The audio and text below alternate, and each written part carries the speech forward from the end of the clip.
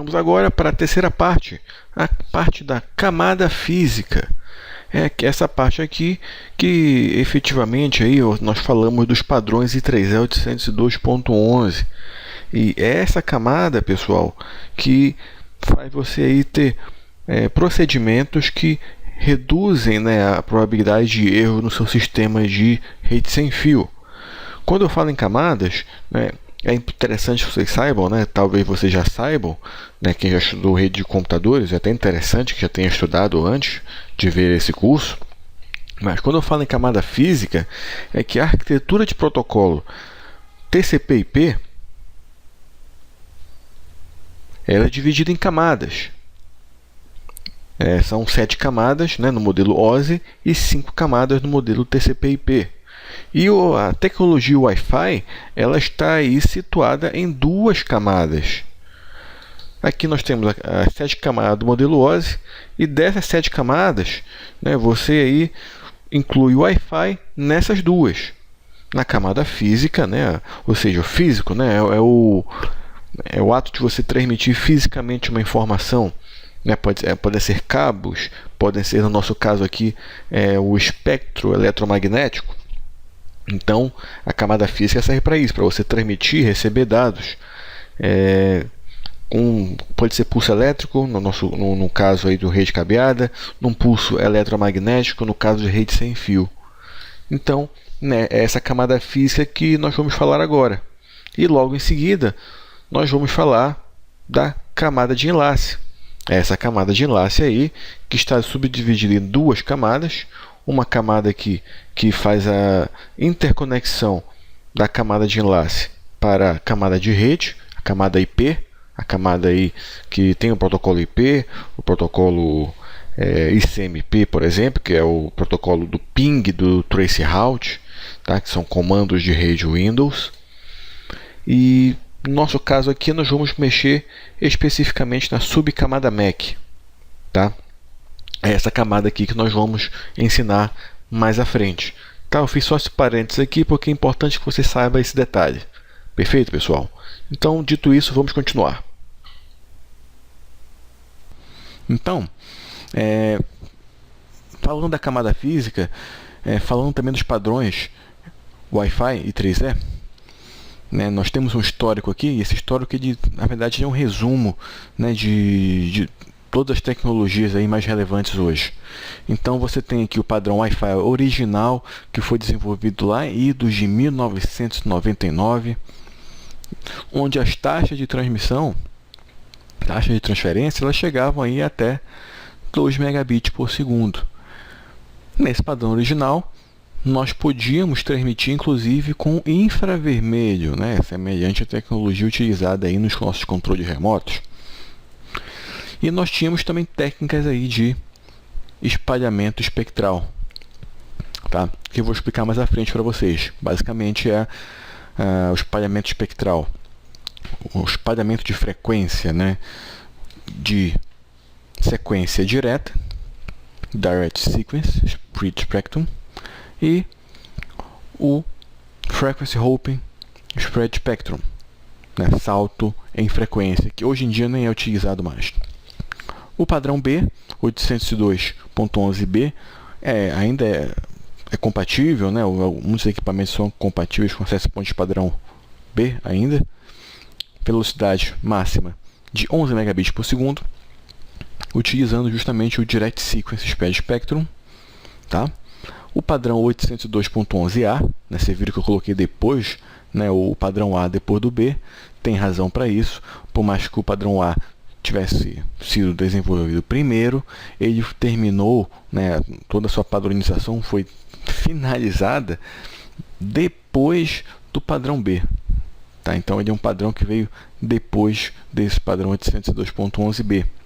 Tá? É o 802.11a que atua na faixa de frequência, né? Esqueci de botar aqui, não esqueci também aqui, na faixa de 5 GHz. E usa uma outra tecnologia de transmissão de dados, que é o OFDM, tá? O Orthogonal Frequency Division Multiplexing, tá? Que é uma técnica mais aprimorada, né, de transmissão de dados, inclusive a TV digital brasileira utiliza.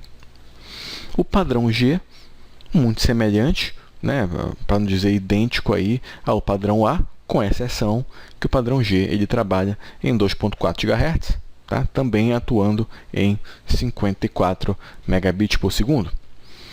Esse foi o padrão que foi o mais popular, né, na América Latina, né, nos últimos anos. Tá? Ele está começando a ser descontinuado, tá? Cair o seu uso para o padrão mais popular na América Latina, inclusive na América do Norte, né, ser o padrão 802.11n com a taxa de transferência teórica máxima aí de 600 megabits por segundo. Tá? Na prática, você tem equipamentos hoje homologados para até 450 megabits por segundo. Tudo bem? Além desses padrões aqui, né, temos outros, né, como o 802.11 AC e o AD, que eu vou explicar em outro curso mais à frente. Só ressaltando que o 802.11n, né, ele consegue essa velocidade bem mais alta que os outros, porque ele tem múltiplos rádios, tá? Ele tem a possibilidade aqui do uso do MIMO, né? Vários fluxos espaciais simultâneos. Então, com o MIMO, né, o múltiplo input, múltiplo output, você tem vários rádios no access point, e esses rádios transmitindo fluxos diferentes, tá? Além de outras melhorias que nós fizemos também. Então, essas melhorias aí aumentaram sensivelmente a velocidade das redes Wi-Fi. Então, essa camada física é responsável pela transmissão de dados. Eu posso enviar os dados tanto por radiofrequência, né, que é o que a gente vai efetivamente utilizar, e por infravermelho. O infravermelho aí na faixa de 300 até 428 GHz. Tá? Em teoria, né, ele é mais seguro, mas só que ele é afetado até pela luz do sol, por obstáculo, né? Você passa na frente de um infravermelho, o sinal é totalmente interrompido. Então, para nós, nosso caso aqui não é o mais interessante. Tá? Vamos usar a radiofrequência mesmo, que é mais insegura, mas você tem um espalhamento melhor. Tá? O sinal pode ser interceptado, né, por exemplo, pessoas fora do prédio. Inclusive, existe uma solução que eu considero meio termo, né, em relação ao RF infravermelho, que é você usar a luz, né, usar a tecnologia chamada de Li-Fi. O Li-Fi ele pode iluminar o ambiente todo, né, você usa a luz, né, para transmitir os dados. Ele não ultrapassa a parede, né, mas ele consegue uma cobertura boa. Tá bom? Isso eu também explico lá na frente no outro curso de novas tecnologias. Uma coisa que é importante nós falarmos sobre modulação, tá? Em primeiro lugar, tem todo esse conceito aí, tá, pessoal, de modulação, mas eu quero explicar de uma maneira mais lúdica, né, o que seria modulação. Né? Não é um curso aprofundado sobre o tema. Mas modulação é o ato de você colocar, no nosso caso aqui em Wi-Fi, mais informação em um respectivo espaço de frequência. Tá? Ou seja, é o ato, né, de eu conseguir, por exemplo, otimizar esse meio físico e transmitir mais informações simultaneamente. Tá? O meio físico, no caso, é o espectro eletromagnético, né, que tem uma faixa de frequência, né, que a gente usa aí a faixa de frequência de 2.4 GHz. Então, eu tenho que colocar dentro dessa faixa de frequência o máximo de informação possível. Quanto mais, melhor, né, que eu consiga aumentar a velocidade de minha transmissão. Então, uma analogia que eu posso fazer para vocês de técnicas de modulação, mais conteúdo, menos conteúdo, é só a própria voz. Por exemplo, eu estou de repente numa festa, né? Nessa festa aí tem muito barulho, tem som e tal, né? Então, o que eu faço, né, para a pessoa que está do meu lado na festa me escutar? Eu começo a falar, né? Mas falo alto, e falo devagar, né, para ela ir pegando aos poucos aí as informações. Tá? Essa é uma maneira de transmitir os dados.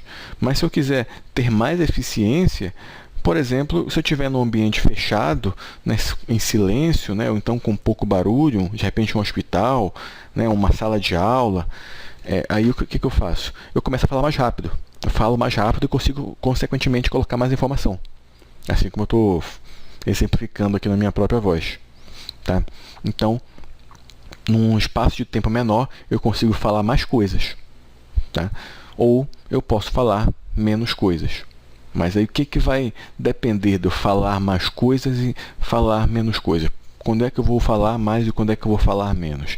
Depende do meio físico. Lembra lá, na balada não adianta eu falar baixinho e rápido. Ninguém vai entender nada. Né? As informações vão passar e ninguém vai entender nada. Tá? Mas, se eu falar num ambiente ruidoso, alto e falar devagar, a pessoa tem a chance de de conseguir entender o que eu estou falando. Já na sala de aula quieta, né, em silêncio, aí eu posso falar mais rápido, bem mais rápido, né, porque eu sei que o ruído é pequeno. Essa mesma situação vai acontecer para o Wi-Fi, pessoal.